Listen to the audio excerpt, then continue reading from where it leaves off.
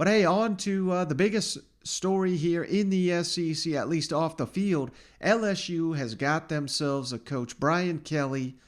And the thing you keep hearing, if you've been paying attention to this after Kelly's been hired, them Tigers got themselves the most accomplished football coach they have ever had. Now, that's not saying he's going to be the best, or, I'm not trying to necessarily say he's a better coach than Nick Saban. That'd be ridiculous.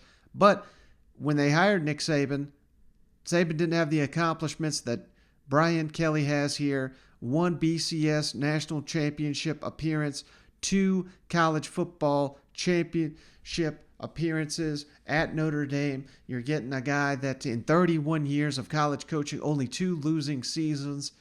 He's great at identifying rising assistants and just a steady CEO type that is going to get the job done. And the biggest reason, I think you got to love this if you're an LSU fan. You got yourselves a coach that is running towards the challenge of the SEC. Unlike that other guy, Lincoln Riley, ran to the West Coast. No, sir. Brian Kelly jumping in head first, and he's 60 years old. So who knows how long he's going to have here in Baton Rouge. He's got a 10-year deal, obviously. Will he make it to the end? That we'll find out. But it's more important, I think, that we got a guy here that if you count his Division II wins, the winningest head coach in major college football right now. Yet, what is he missing from his resume is a national championship. And we know the last 3 LSU coaches, what do they have in common? Of course, they've all won the national championship. So he's at the championship program. He comes with a high-performing resume. Now, let's say he coaches 6, 7, 8 more years before he retires. Hell, maybe even 10 years. But what he's going to be chasing is that elusive national championship. He's at a program that's going to have the athletes, that is going to have the path to the national championship. Got to win the West, got to win the SEC, and your ticket is punched every year. He knows that, and that is something that Brian Kelly discussed here on Wednesday during his introductory press conference. But before we get to his comments, I just thought Scott Woodward introduced him, and he didn't speak for very long, but I thought the highlight of Scott Woodward's moment here at the podium was LSU. Baton Rouge guy, went to LSU. He knows that fan base better than anybody. He knows they demand a winner. Well, you're getting yourselves a winner down there on the bayou. In the decades I've known and loved this university, from the time I grew up in Baton Rouge selling peanuts in Tiger Stadium until the day I returned as athletic director in 2019, and every day since, many things have changed. But through all these years, from my first memories of this place until the second I stepped up to this microphone today, there's one constant that I know has never changed, never has, and never will. LSU fans love a winner.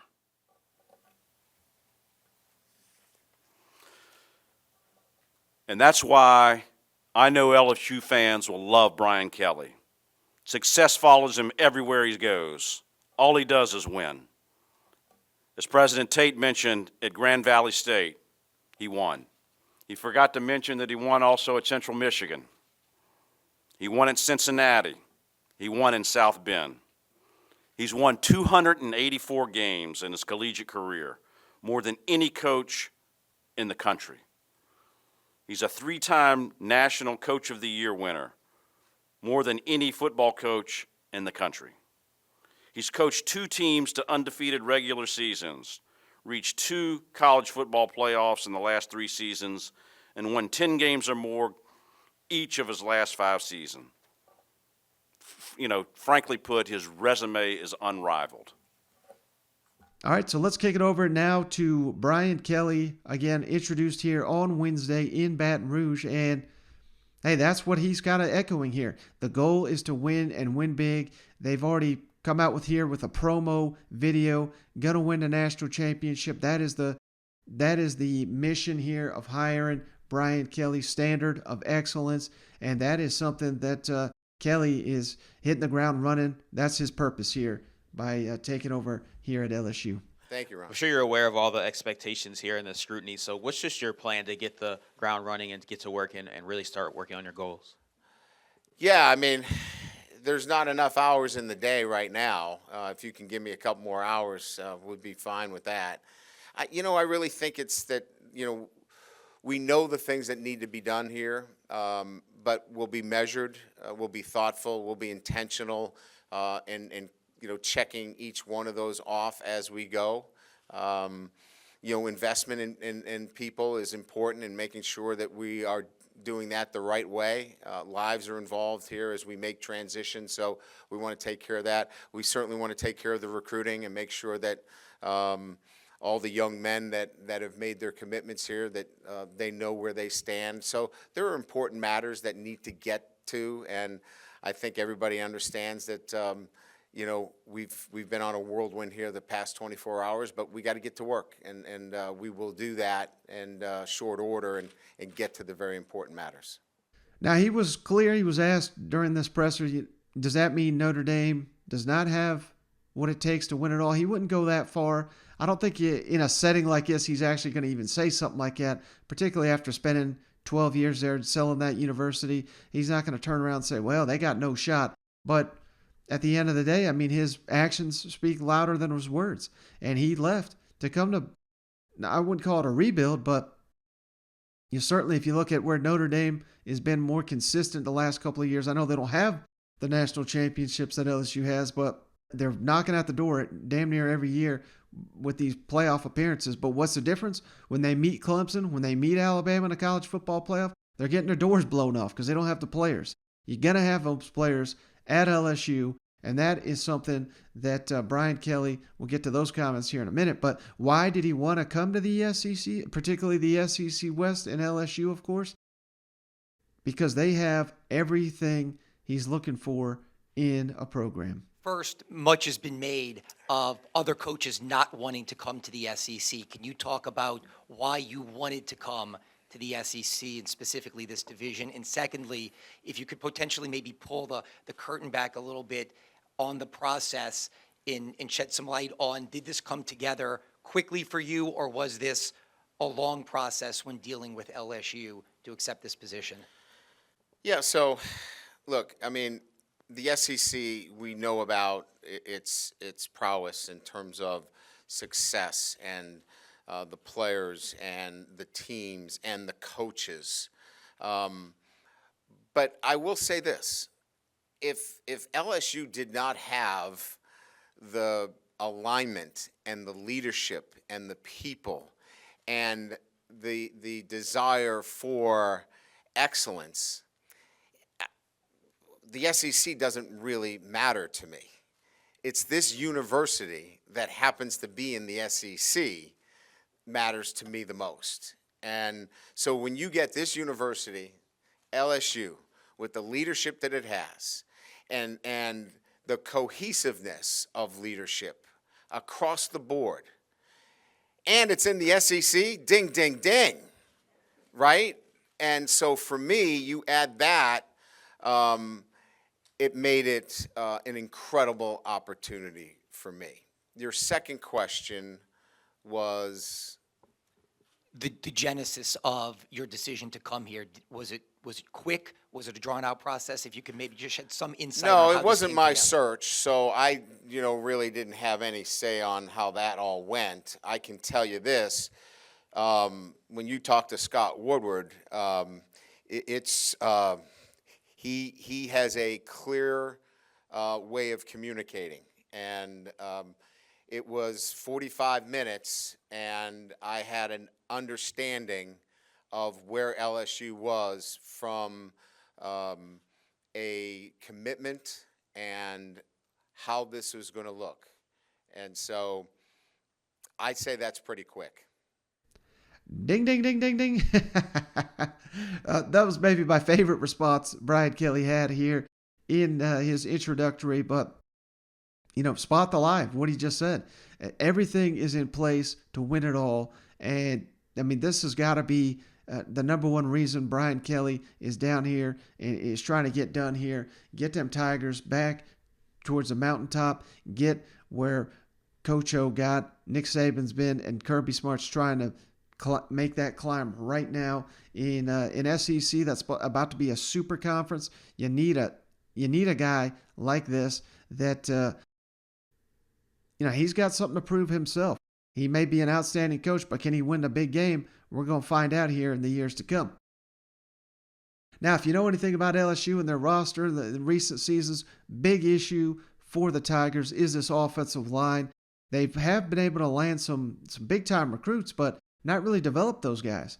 And they were bringing back all 5 offensive linemen until Dare Rosenthal, of course, got booted from the team. But until then, still bringing back 4 offensive linemen, and that was a huge, huge problem for this team for about half a season now. And Brian Kelly, to be honest with you, he's not inheriting a ton outside of some former touted recruits here on the offensive line. So that is something that if you're not familiar with his Notre Dame program, and I wouldn't hold it against you if you weren't, but that is one area that they've been very successful in recent seasons is on the offensive line. Developing guys, identifying, getting them to the NFL. Brian Kelly was asked about that, as well as his familiarity with the LSU roster that he has inherited. So let's kick it over to Coach Kelly on these. You've had a lot of success in developing offensive linemen, which is a position group that LSU has struggled with, especially this year. I'm wondering, what do you look for in those offensive linemen, and how do you go about developing them? How can you bring that to LSU?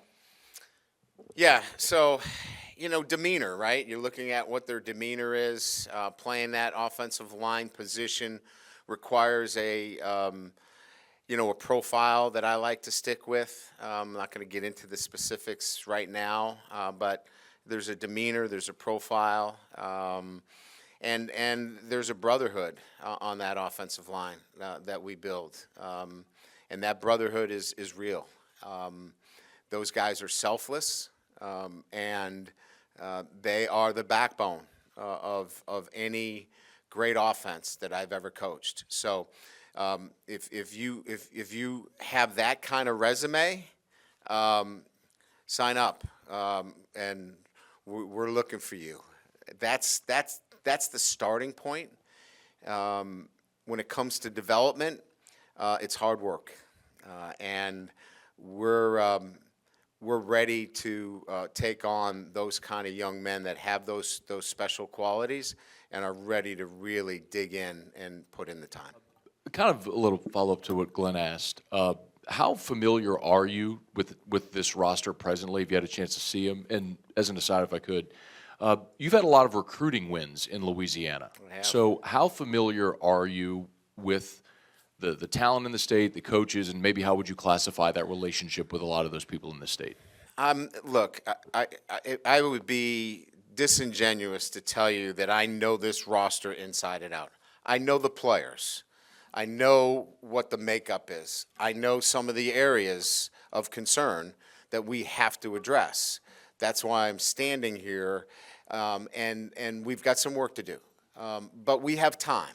We have time to address those things. We don't have forever, but we have to address those things in short order. And so I know that, when we talk about priorities of decision making, holding on and recruiting, the guys that have made decisions, we got to go re-recruit them because this class is important. And then we'll have time to sit down with current members that have been here that have great knowledge of the players, become more educated, and we'll make that happen over the next couple of weeks. As it relates to recruiting in the state, the talent is outstanding. That's why I've been in the state before. But I will say this, there's a commitment to academics as well, and that's why I came down here. And the second piece is you got to go fight for them. They're hard to get out of Louisiana, which is a great thing. Because, when we're recruiting from another school, you have to work really hard to get somebody to leave the state of Louisiana. So that bodes really well for us moving forward. And so finally here, when it comes to coaching staff, we still don't have any resolution on staff members that Brian Kelly would be bringing with him to Baton Rouge. We've had a number of guys already reject him. We'll get to that in just a moment, but there were reports that Corey Raymond and Kevin Falk would be retained by Brian Kelly. That, he said, is not official. He's not had those conversations. So that's not to say those guys won't be staying on staff, but it's just not official yet at this time. Now, I think what he was waiting for, Marcus Freeman, the defensive coordinator, could he get him to come to Baton Rouge? 2 years in a row, the Tigers have been trying to get Marcus Freeman down to Baton Rouge. It ain't going to be happening because Marcus Freeman is going to be named the next head coach at Notre Dame. So you certainly can't hold that against him. Taking a big promotion, going to be running the Fighting Irish. That makes sense. But here, this one I thought was a little bit more stunning. Offensive coordinator Tommy Riz staying at Notre Dame. And apparently he had an offer to come down to LSU and be the offensive coordinator under Brian Kelly, and he's staying. The offensive line coach is also staying. The strength coach staying. And these are all guys that have offers to come down to LSU. So the Notre Dame people are sticking it out. At least that's what they're saying now. Now, will they change their tune after the season? We'll have to wait and see. But, you know, it is worth noting the Irish are, again, they're fighting their way towards a college football playoff appearance potentially. And maybe these coaches want to stick it out for those players and maybe try to get themselves a national championship. And when the season comes to an end, maybe they're singing a different tune. But for now, Marcus Freeman, you know, certainly I don't expect he'll leave now that he's head coach. But Tommy Riz and the offensive line coach and the strength coach have all made the decision to stay at Notre Dame.